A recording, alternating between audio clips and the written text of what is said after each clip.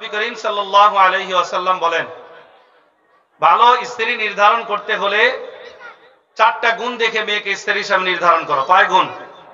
আবার বলেন, কয় গুণ? عن أبي هريرة رضي الله تعالى عنه قال قال رسول الله صلى الله عليه وسلم আবু হুরায়রা রাদিয়াল্লাহু তাআলা আনহু বলেন, আল্লাহর নবী সাল্লাল্লাহু আলাইহি ওয়াসাল্লাম ইরশাদ করেন, তুনকাহুল মারআতু লিআরবাঈন, নারীকে বিয়ে করো চার গুণ দেখে। কয় গুণ দেখা? সবাই বলেন, কয় গুণ দেখা? এক নাম্বার লিমালিহা, নারীর সম্পত্তি দেখো। দুই নাম্বার ওয়ালি জামালিহা, নারীর সৌন্দর্য দেখো। তিন নাম্বার ওয়ালি হাসাবিহা, নারীর বংশ দেখো। চার নাম্বার ওয়ালি দীনিহা, নারীর দিনদারিতা দেখো। আল্লাহর নবী বলেন, প্রথম তিনটা যদি না পাও, সম্পদের দিক থেকে যদি না পাও, সৌন্দর্যের দিক থেকেও যদি না পাও, সম্ভ্রান্ত বংশের দিকেও যদি না পাও, ওয়ালিদিনিহা, দিনদারিতা যদি পেয়ে যাও, ফাসবার বিজাতিদ দ্বীন, দিনদারিতাকে প্রাধান্য দিয়ে মেয়েকে বিয়ে করে নাও, আল্লাহ সংসারে খায়র বরকতে ভরপুর করে দিবেন।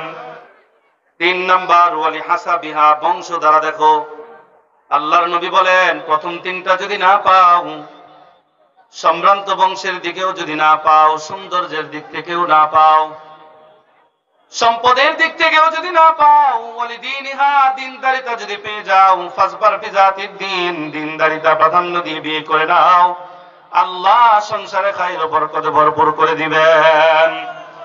এই হাদিস দ্বারা বোঝা গেল, কোন ব্যক্তি যদি বদ্দিন কোন বেগানা নারীকে বিয়ে করে, বেগানা নারীকে যদি স্ত্রী হিসাবে নির্ধারণ করে নেয়, ওই নারী যদি সারাক্ষণ নাটক সিরিয়াল নিয়ে পড়ে থাকে, মনে মনে ধারণা করবে আমার গর্ভের সন্তান এটা যদি বড় হয়, ছেলেটা অমুক নায়কের মতো হবে, মেয়েটা অমুক নায়িকার মতো হয়, এইগুলাই বড় হইলে নাস্তিক হয়, কোনো সন্দেহ নাই। এই জন্য হাদিসের বাকের মধ্যে আল্লাহর নবী বলেন, قال رسول الله صلى الله عليه وسلم الدنيا كلها متاع وخير متاع الدنيا المرأة الصالحة, দুনিয়াটা হলো সবচেয়ে উত্তম ভোগের বস্তু, তার মধ্যে উত্তম ভোগের জিনিস হলো উত্তম নেককার স্ত্রী। যার ঘরে নেককার স্ত্রী আছে, ওই ঘর আল্লাহ পাক রব্বুল আলামিনের জান্নাতের ঘর বানায় দেন। যেই ঘরে নেককার স্ত্রী নাই, ওই ঘরটা দুনিয়াতে জাহান্নাম। যেই ঘরে নেককার স্ত্রী নাই, ওই ঘরে দুনিয়াটাও জাহান্নাম হয়ে যায়। আল্লাহর নবী বলেন, যদি তুমি দিনদারিতা প্রাধান্য না দিয়ে মেয়েকে বিয়ে করে নাও, তারিবাত ইয়াদাক, তোমার উভয় হাত ধ্বংস হোক, মানে তুমি ধ্বংস হয়ে যাও। বলেন নাউযুবিল্লাহ। সুতরাং বোঝা গেল, এক নাম্বার করণীয় ভালো একজন মা নির্ধারণ করা। যেই পরিবারে ভালো একজন মা আছে, ওই পরিবারের সন্তানটাও দিনদার হয়। যেই পরিবারে ভালো মা আছে, ওই সন্তানটাও ভালো হয়। মা যদি নামাজ পড়ে, তাহলে আপনারা বলেন সন্তানটাও মায়ের দেখা দেখি নামাজ পড়ে কিনা?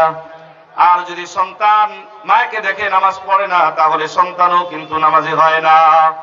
আল্লাহর নবী বলেন, এক নাম্বার করণীয় হলো ভালো একজন নেককার স্ত্রী নির্ধারণ করো। এক নাম্বার করণীয় বলছিলাম, ভালো একজন স্ত্রী নির্ধারণ করা। বোঝা যায় তো সকলে? কথা আওয়াজ বোঝা যায়? হ্যাঁ, ঠিক আছে।